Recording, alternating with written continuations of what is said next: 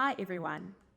When I started exploring mental health and screens back in 2018, I recommended that people give their children smartphones at the age of 13. Back then, we didn't have the longitudinal studies that we've got today, and I have since changed my tune. Last year, Sapien Labs released a study that they did that was just sobering for everyone who works in the digital life skills field. Sapien Labs did research on the mental health of 27,969 18 to 24-year-olds.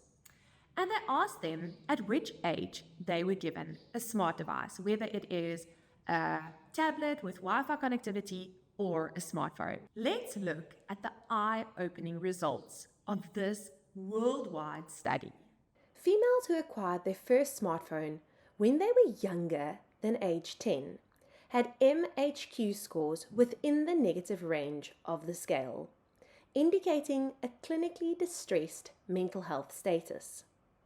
For males, the trend was not as steep as for females, yet it followed a similar trajectory. Now you're probably wondering, which aspects of mental health was tested, and how did it relate to the age at which that person received their first smart device? Let's have a look. Of the 6 dimensions, the social self, an aggregate measure of how we see ourselves and relate to others, showed the most significant and steepest improvement with older age of smartphone acquisition. Other aspects like adaptability and resilience, drive and motivation, mood and outlook was also much better in those that received a smartphone later on in adolescence.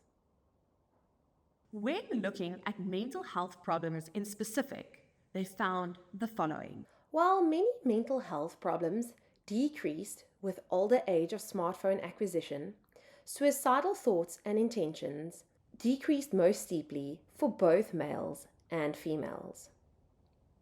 Look at how much fewer suicidal thoughts and intentions a young adult has that received a device at age 16, as opposed to age 13, as opposed to age 10, as opposed to age 6.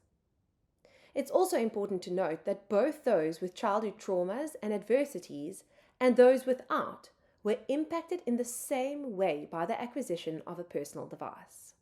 In conclusion, it is clear from this data that the virtual world is a poor substitute for face-to-face interaction. A child with a smart device will spend about 1,000 to 2,000 hours on that device in a year. If he or she did not have that device, they would be spending that time socializing and interacting with others. This is why we see the disintegration of family relationships and friendships. This echoes reports of loneliness and social disconnection, both of which are strong predictors of suicide risk. In short, if you want your child to be a mentally healthy 18 to 24-year-old young adult one day, try to take the slow tech road and delay giving them a smart device for as long as possible.